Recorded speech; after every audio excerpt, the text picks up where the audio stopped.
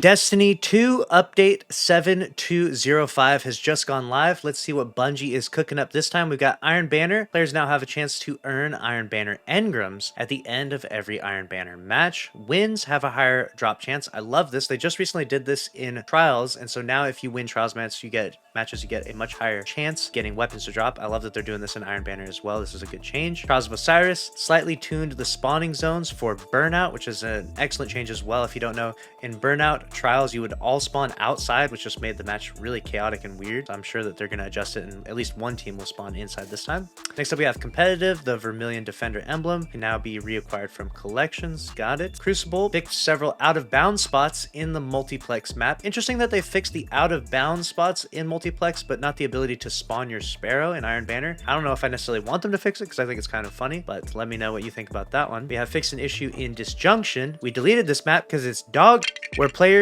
could spawn under the map. We've got raids and dungeons. Crota's End. Crota's End loot pool has been modified to have a more balanced distribution of armor and pieces. This change only affects armor. Weapon drops remain as before. This is the new loot pool per encounter. Got it? Okay, so we got Abyss is going to give the helmet, gauntlets, and chest armor. Oversoul Throne Bridge, gauntlets, chest, and leg armor. Yut is going to give chest, legs, and class item. And Crota, Son of Oryx, leg armor, class item, and helmet. Got it. Eidolon's Ally can now be reacquired from collections with the correct purchase requirements. Cool. Fix the Spoils of Conquest Triumph to only require the player to find 2 hidden chests. There was never a third chest to find. Dang it! The conspiracy theories are over. I was wondering where that third chest was. Everyone was searching high and low. There is no third chest. I cried. Next up, we have Nightfalls. Heist Battleground Mars. Reduced combatant count and frequency during some encounters in higher difficulty levels. So they have brought down Heist Battleground Mars, the difficulty with the combatant count, which is very important because that is actually the Grandmaster this week. And if you farm it this week, you can get the pre-Aztecross Solar Bow.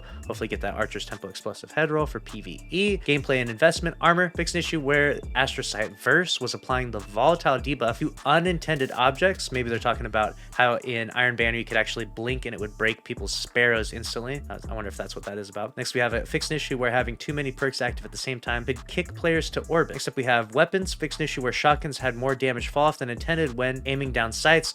So that's what we're talking about. We made a video where we said now you just want to hip fire your shotguns. They have now fixed that issue, and so you should be able to now ADS and get a better, more consistent kill from your shotguns, because hip firing was very strange thing there. Next, we have fixed an issue where special ammo could be generated by swapping weapons very quickly. Interesting bug fix there. Next, we have fixed an issue where Necrochasm's Curse Thrall arc explosions dealt less damage than intended to combatants. Good update there. Little buff to Necrochasm. We have updated the Necrochasm Catalyst description to reflect the requirements needed. Catalyst unlocks after obtaining 35 essence of the Oversoul. No combatant defeats needed, so you got to get those 35 essences. And they did make it farmable now, so if you grind through the raid or if you do repeat encounter clears, you will get essences to drop with the random chance of getting a complete drop of like 20 plus of them, which is so crazy. I saw someone get that and I was super jealous because it'll instantly complete your quest or your catalyst. So hopefully RNG is good to you and you actually get that drop as well this week. Abilities: Strand Warlock, Weave Walk. While the player is in Weave Walk, Arc Soul and No Time to Explain drones deal reduced damage. Oh, that's painful. So you're in your Weave Walks, you have crazy damage resistance, so people are running around with Arc Souls and then the No Time to Explain drone, just doing damage and hitting combatants while they're unable to kill them. Any purged threadlings deployed while the player is in Weave Walk will deal reduced damage. No fun. Where's the Bungie nerf in Weave Walk? Big time. Players can no longer dunk the spark while in Weave Walk. That was too much fun. I was running around, I'll admit, I was running around in Rift, dunking that, just laughing while everyone was trying to shoot. While carrying the spark, the damage resistance provided by Weave Walk is reduced. Interesting. So they had to specially adjust the damage resistance provided by Weave Walk when in Rift alone. Wild stuff there. Artifact. Fixed an issue where monochromatic Maestro was not working with Strand. That's a good change. Fixed an issue where elemental munitions was granting more special and heavy ammo than intended in combination with the whirling maelstrom Strand Hunter aspect. Good. That's a good change as well. Bounties and pursuits. Fixed an issue where the high energy Crucible bounty did not progress on energy weapon kills. Okay. Fixed an issue where the description of Ritual Violence seasonal challenge was asking for combatant kills from Season of the Witch activities instead of ritual playlists. Got it.